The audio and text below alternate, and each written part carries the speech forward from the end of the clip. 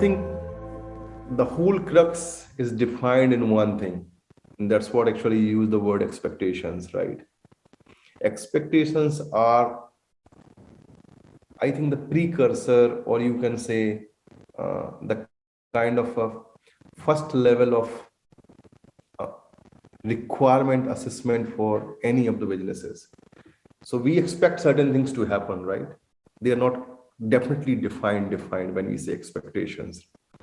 So somebody is expecting that my organization should be the best in class technological usage in, let's say, in media space, or my organization should be best in class in the security space, or my organization should be best in class in giving the best customer experience, right? These are expectations at the very high level, right?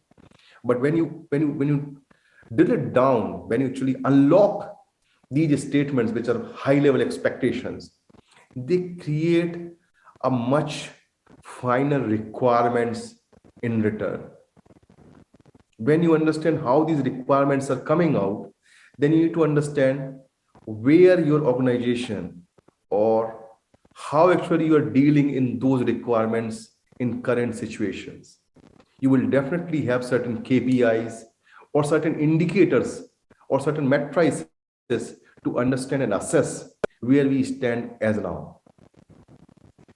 Keeping those KPIs or those matrices handy, and then you try to link with your vision or expectations from the senior management or from the stakeholders, and try to understand where we want to reach in. And when you define a clear journey or clear project, then you will understand this expectation is not just expectation. It's a kind of a journey where certain journeys can be like quick wins, where you need to address them immediately because that's a major pain area actually for the organization. Certain expectations can unlock, which are with the vision and mission statements altogether, or organization's value itself, right?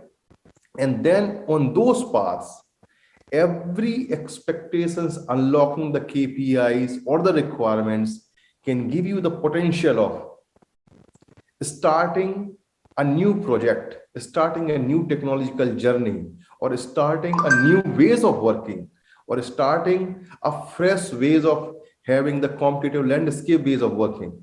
It can be anything. So for example, there is expectation that I need to work in this way because the organization Y is doing in that way and they're very successful. That means possibilities are that our processes are not so fine-tuned or not so aligned, very technical in the customer favor.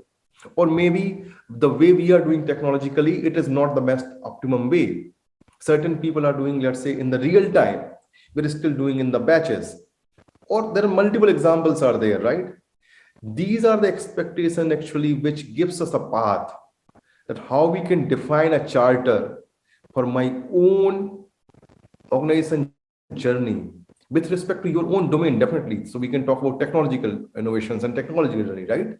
But in that, you can create a clear path, clear projects with governed KPIs as well. So for example, right now, my turnaround time or my time to respond to any consumer requirement or something is, let's say, 2 minutes or 5 minutes.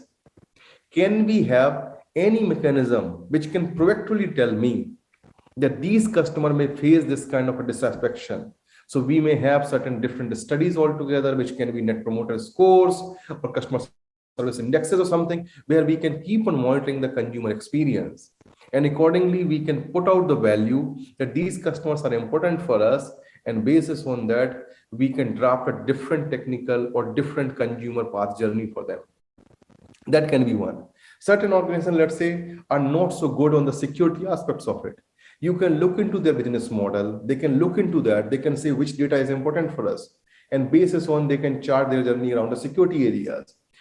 India is still drafting their consumer data protection law, right? The GDPR and something. But that doesn't mean the CIO organization or the CIS organization within them are not supposed to start any project where actually they can take care of the interest of their customers as well as the organizations. So these expectations are good to have. And once you are clear about the expectations, then you know the complexity of them, because you have really unwrapped them in the real requirements. They're not just a statement, but they're a clear requirement of the expectations from you, right? Once you know the requirements, you can put them in a complete timely manner of execution, along with their key milestones and the KPIs they will get measured to. Once you are sure on that, I think you can manage the expectations, you can manage the complexity, and you can very well deliver them with the delight and with the good success rate, I hope.